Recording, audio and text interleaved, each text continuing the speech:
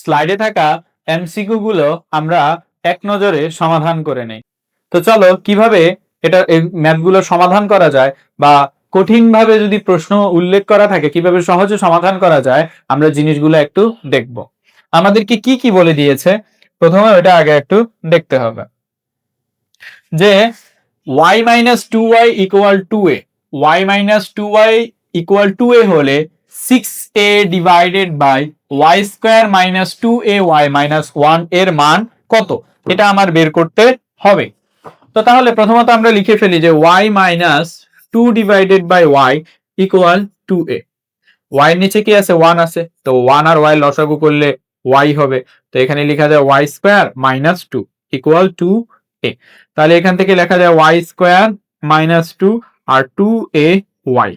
তাহলে এখান থেকে কি লিখতে পারবো যে y square minus 2ay minus 2 এদিকে গেলে কি হয়ে যাবে প্লাস 2 আর এখানে কি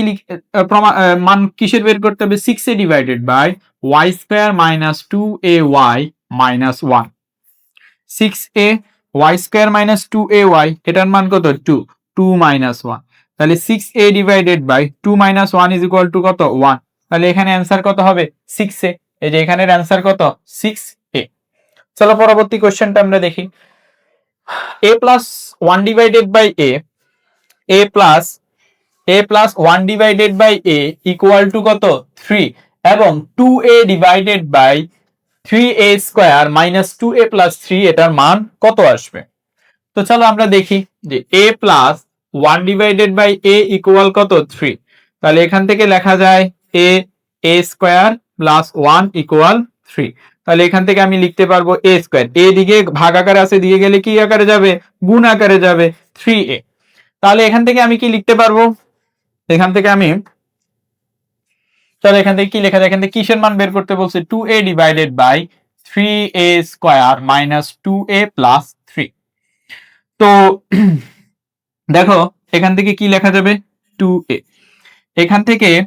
3a square plus 3 minus 2a লেখা যায় কি যায় না জাস্ট প্লাস 3 টাকে এখানে আসছে মাইনাস 2a টাকে ওইদিকে নিচ্ছি তো 2a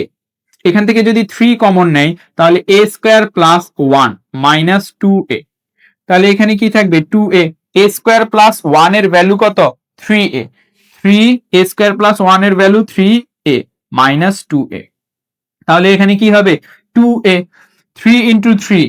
9a মাইনাস 2a তাহলে এখানে 2a divided by 7a a কাটা চলে গেলে থাকবে 2 ডিভাইডেড বাই কত 7 এখানের অ্যানসার হবে 2 ডিভাইডেড বাই 7।